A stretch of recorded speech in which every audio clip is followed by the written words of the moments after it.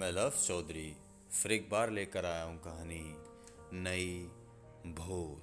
आज दफ्तर में काम बहुत था।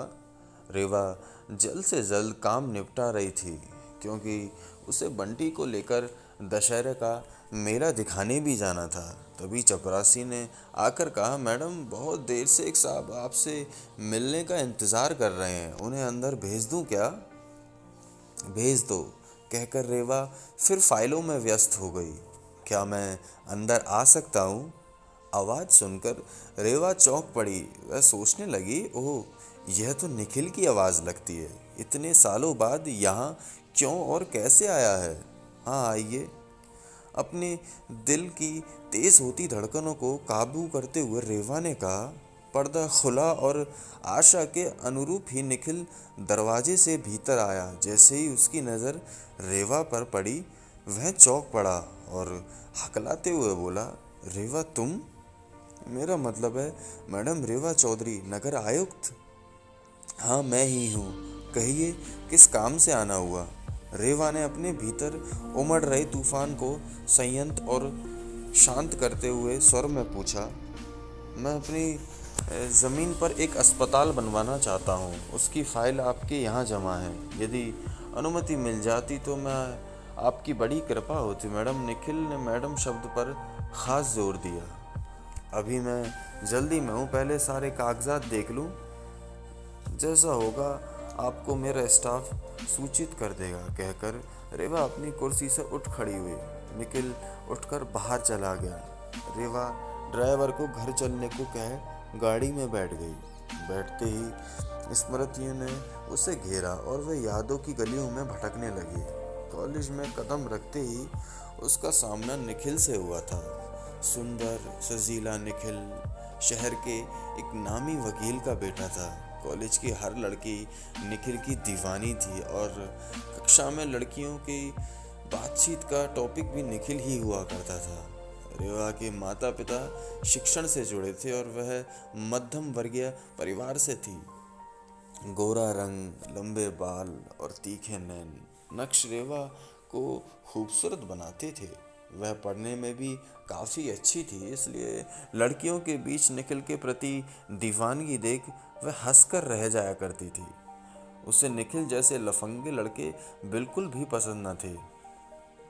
कॉलेज आरंभ हुए लगभग 5 महीने बीतने को थे कि एक दिन कॉलेज के सभी विद्यार्थी शहर से थोड़ी दूर स्थित जल प्रपात पर पिकनिक के लिए गए।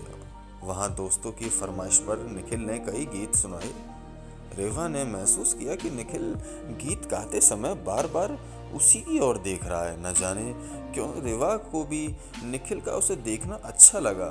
धीरे धीरे रेवा निखिल की ओर खिंचने लगी। शायद उसे इस बात का गर्व होने लगा कि जिस निखिल का पूरा कॉलेज दीवाना है, वह निखिल उसे चाहने लगा है। अब निखिल और रेवा का प्रेम के बारे में सभी को पता था और कॉलेज की लड़कियां रेवा की किस्मत से ईर्ष्या करने लगी थी।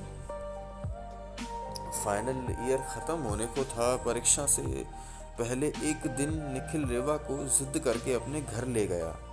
इस समय निखिल के घर वाले किसी विवाह में शामिल होने के लिए बाहर गए हुए थे। निखिल ने मौके का फ़ायदा उठाना चाहा, परंतु रेवा किसी तरह वहाँ से बचकर आ पाई थी।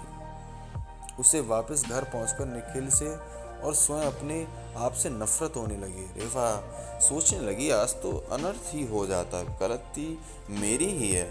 मैं ही निखिल की बातें और प्यार को झूठे खेल में आ गई।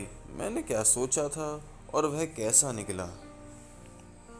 फाइनल की परीक्षा देकर रेवा दूसरे शहर चली गई और सिविल सर्विस की परीक्षा की तैयारी में जी जान से जुट गई। अथक परिश्रम और प्रबल इच्छा शक्ति से रेवा ने सिविल सर्विस की परीक्षा उत्तीर्ण भी कर ली। उस दिन के बाद रेवा ने निखिल से अपने सारे संबंध तोड़ लिए।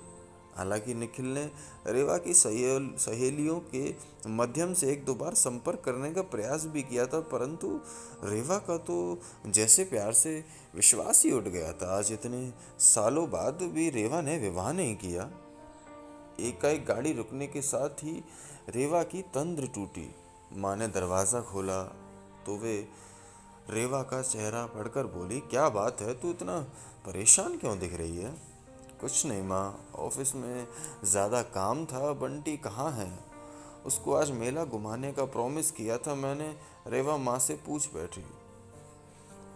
बंटी तो बहुत देर से सज सवर कर बैठी है तेरे इंतज़ार में। कुछ नहीं तो 10 बार पूछ चुकी है कि मम्मा कब आएंगी। बेटा तू कब तक शादी नहीं करेगी? ठीक है, तूने बंटी को अनाथ आश्रम से गोद लिया है, परंतु उसे भी तो पिता का प्यार चाहिए। और क्या तू नहीं चाहती कि तेरे अपने भी बच्चे हों? फिर लोग भी कैसी कैसी बातें करते हैं कि तू कुंवारी होकर एक बच्चे की माँ बन गई है। माँ ने हमेशा की तरह रेवा को समझाने की कोशिश की। तब तक 4 साल छोटी सी प्यारी सी गोल मटोल बंटी वहाँ आ गई और रेवा के गले में बाहें डाल दी। मम्मा मैं कब से आपका वेट कर रही थी, मेला देखने चलो ना। रात को थककर बिस्तर पर लेटी रेवा की आंखें नींद